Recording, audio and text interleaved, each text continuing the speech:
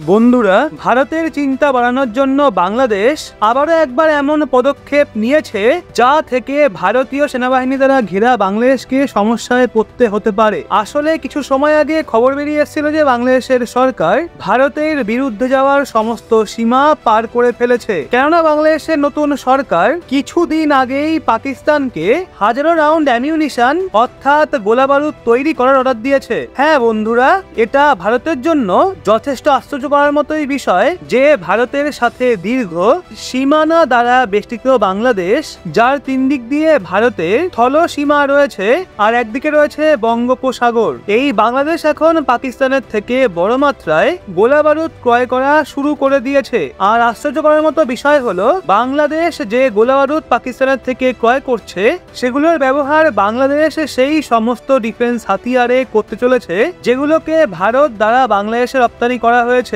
এমনকি গোলাবারুদ এবং বিস্ফোরকের পরিমাণ এত বেশি যে সেটা ভারতের জন্য চিন্তার বিষয়। এত গোলাবারুদ এবং বিস্ফোরক বাংলাদেশ নিয়ে কি করবে? কারণের সাপ্লাই বাংলাদেশ পাকিস্তানের থেকে এমন সময় নিচ্ছে যেই সময় বাংলাদেশে নতুন সরকারের গরম মনোভাব ভারতের বিরুদ্ধে দেখতে পাওয়া যাচ্ছে। তো সম্পূর্ণ ডেভেলপমেন্ট কি সেটা এই ভিডিওতে আমরা জেনে নেব, কিন্তু এগিয়ে যাওয়ার পূর্বে ভিডিওটা অবশ্যই লাইক করবেন যাতে এরকম আরো অনেক তথ্য আপনাদের সামনে নিয়ে আসতে আমরা মোটিভেট থাকি। এই বিষয়টা এখন পরিষ্কার যে বাংলাদেশের নতুন সরকার পাকিস্তান এবং চীনের সঙ্গে নিজেদের সম্পর্ককে আরো মজবুত করার চেষ্টা করছে। এই জন্য বাংলাদেশের পক্ষ থেকে কখনো ভারতের ওপর মিথ্যা অভিযোগ লাগানো হচ্ছে, তো কখনো আবার চীনের কোম্পানিগুলোকে বাংলাদেশ নিজের দেশে আমন্ত্রণ জানাচ্ছে। যার তথ্য আমরা গত কিছু ভিডিওর মাধ্যমে বলেছিলাম। বাংলাদেশে যে বন্যা পরিস্থিতি সৃষ্টি হয়েছে সেটার মিথ্যা অভিযোগও ভারতের ওপর লাগানো হচ্ছে। এছাড়াও বাংলাদেশের নতুন সরকার চীনের সোলার প্যানেল ম্যানুফ্যাকচারিং কোম্পানিগুলোকে নিজেদের দেশে ম্যানুফ্যাকচারিং ইউনিট সেট আপ করার জন্য আমন্ত্রণ জানিয়েছে, যা থেকে খুব দ্রুত চীনের বিভিন্ন কোম্পানি বাংলাদেশে প্রবেশ করবে আর তারা বাংলাদেশে সোলার ইন্ডাস্ট্রি সেট আপ করে সোলার প্যানেলের ম্যানুফ্যাকচারিং করবে। যেখানে দেখতে গেলে অলরেডি ভারতের সোলার ম্যানুফ্যাকচারিং কোম্পানির দ্বারা বাংলাদেশে সোলার প্রজেক্ট সেট আপ করার কাজ গত বছর ধরেই চলছে, কিন্তু জল মাথার উপর দিয়ে তখন যেতে শুরু করে যখন কিছুদিন আগেই বাংলাদেশের নতুন সরকার পাকিস্তানকে গোলা বারুদ তৈরি করার অর্ডার দিয়েছিল। তো আপনাদের বলে রাখি, পাকিস্তান দ্বারা 3 কিস্তিতে 1000 রাউন্ড গোলা বারুদ বাংলাদেশে এক্সপোর্ট করা হবে। আর আশ্চর্য করার মতো বিষয় হলো গোলা বারুদের এই সাপ্লাই এই মাস অর্থাৎ সেপ্টেম্বর মাসের প্রথম সপ্তাহ থেকেই শুরু করে দেওয়া হবে আর এই বছরেরই শেষ পর্যন্ত এর সাপ্লাই সম্পূর্ণ করে দেওয়া হবে। বাংলাদেশ পাকিস্তানকে যে অর্ডার দিয়েছে সেটা এমন সময়ে দিয়েছে যেই সময় শেখ হাসিনা ভারতে রয়েছেন প্রায় 3 সপ্তাহ হয়ে গেছে, অর্থাৎ আজ থেকে কিছুদিন আগের অর্ডার বাংলাদেশের পক্ষ থেকে পাকিস্তানকে দেওয়া হয়েছে। যদিও দেখতে গেলে এটা প্রথমবার নয় যখন বাংলাদেশ পাকিস্তানের থেকে গোলাবারুদ এবং হাতিয়ার ক্রয় করেছে, কিন্তু এইবার চিন্তা করার মতো বিষয় হলো যে গোলাবারুদ তোপের জন্য ক্রয় করা হচ্ছে তার সংখ্যা যথেষ্ট বেশি। রিপোর্ট অনুযায়ী এতে 40,000-এরও বেশি রাউন্ড গোলাবারুদের শিপমেন্ট করা হবে। এর সাথেই বিস্ফোরকের জন্য মোমেস্টেবিলিটিতে 40 টন RDX এবং হাই স্পিডের প্রজেক্টাইল যুক্ত রয়েছে, যার সংখ্যা 2900-র কাছাকাছি। শেখ হাসিনার সময় গত বছরের শুরুতে অর্ডার কেবলমাত্র 12,000 রাউন্ড গোলাবারুদের ছিল।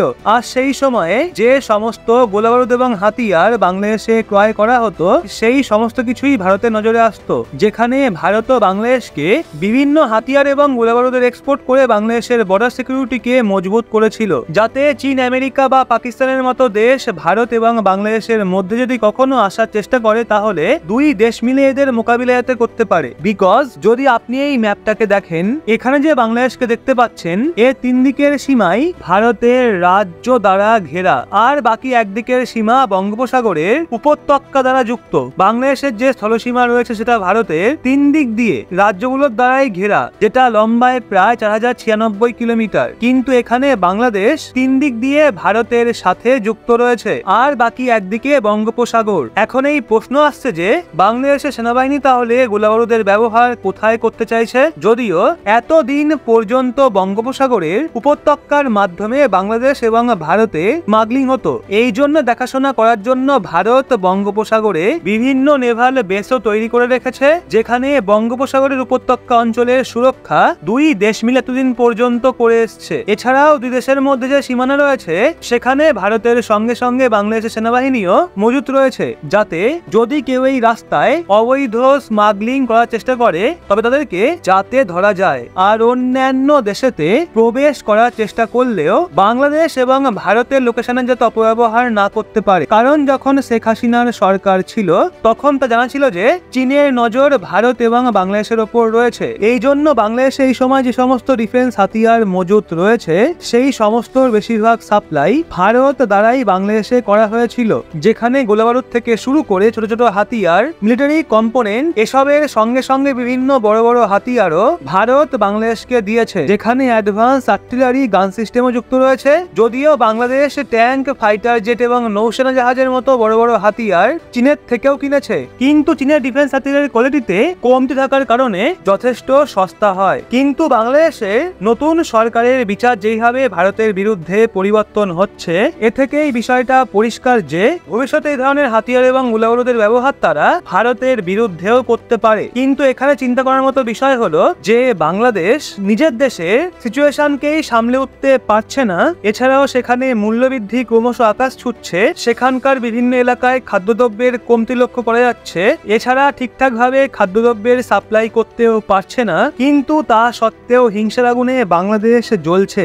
এমনকি কিছু সময় আগে নিউজ পত্রিকা থেকে এই খবর সামনে উঠে এসছে যে বাংলাদেশ এত বেশি পরিমাণে ঋণের দায় ডুবে গেছে যে এদেরকে IMF অর্থাৎ ইন্টারন্যাশনাল মনিটারি ফান্ডের সামনে হাত পাততে হচ্ছে, যেখানে বাংলাদেশ ৬৭,০০০ কোটি টাকার ডিমান্ড করেছে। শুধু তাই নয়, তারা এশিয়ান ডেভেলপমেন্ট ব্যাংক অর্থাৎ ADB থেকে টাকা চেয়েছে এবং ওয়ার্ল্ড ব্যাংকের সামনেও কয়েকবার হাত পেতেছে। কিন্তু যেইভাবে বাংলাদেশের বর্তমান পরিস্থিতি হয়ে রয়েছে তা থেকে একটা বিষয় পরিষ্কার যে IMF এবং ওয়ার্ল্ড ব্যাংকও বাংলাদেশকে লাথি মেরে তাড়িয়ে দেবে এবং তারপর বাংলাদেশের কাছে কেবলমাত্র একটাই অপশন থাকবে, সেটা হলো চীনের বেল্ট অ্যান্ড রোড ইনিশিয়েটিভ, যার জালে চীন বাংলাদেশকে ফাঁসিয়ে বাংলাদেশ দখল করা শুরু করে দেবে, যার পর শ্রীলঙ্কা এবং মালদ্বীপের মতো ভারতের কাছে আসতে বাধ্য হবে। এই বিষয়ে আপনার কি মতামত সেটা কমেন্টে কিন্তু অবশ্যই জানাবেন এবং আমাদের কাজ আপনার ভালো লাগলে অবশ্যই সাবস্ক্রাইব করে চোখ রাখবেন রহস্য বাংলার পর্দায়।